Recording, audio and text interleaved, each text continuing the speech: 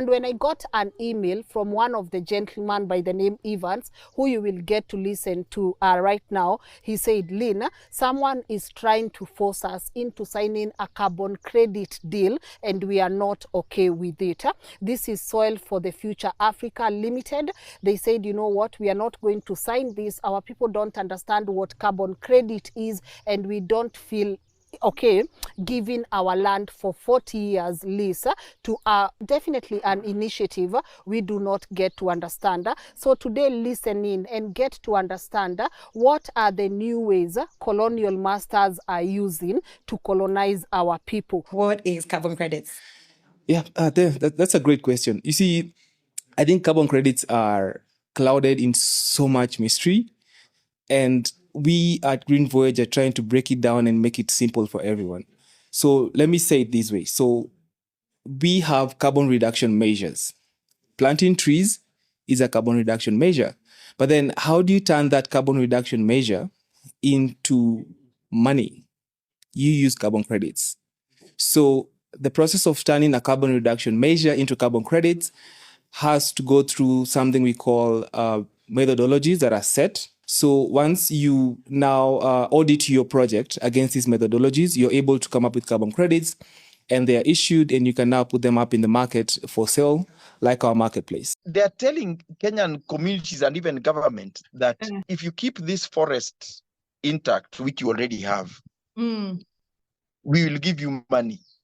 You sign this agreement, this 30-year agreement, to keep this as a carbon sink. Once they demarcate that area, you cannot graze your animals in there.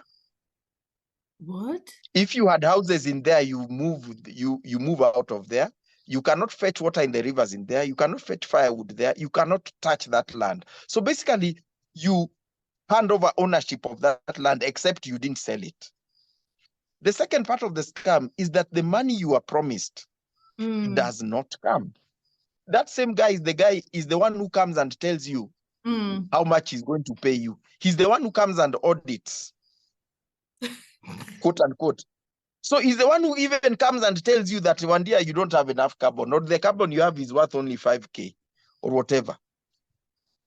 He's the player and the referee.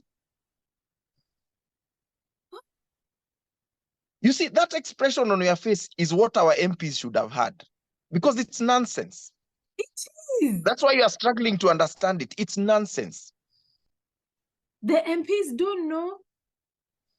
I can tell you for free, Imani Ichung'wa does not know what carbon trading is, yet they passed it in parliament.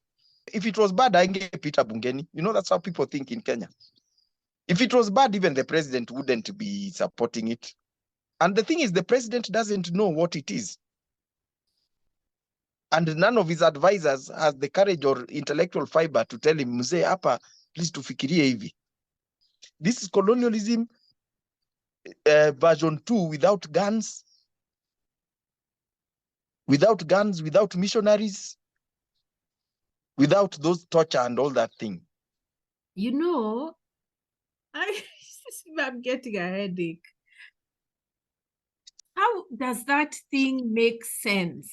You know, what kind of Kenya do we have where something like that can actually make sense?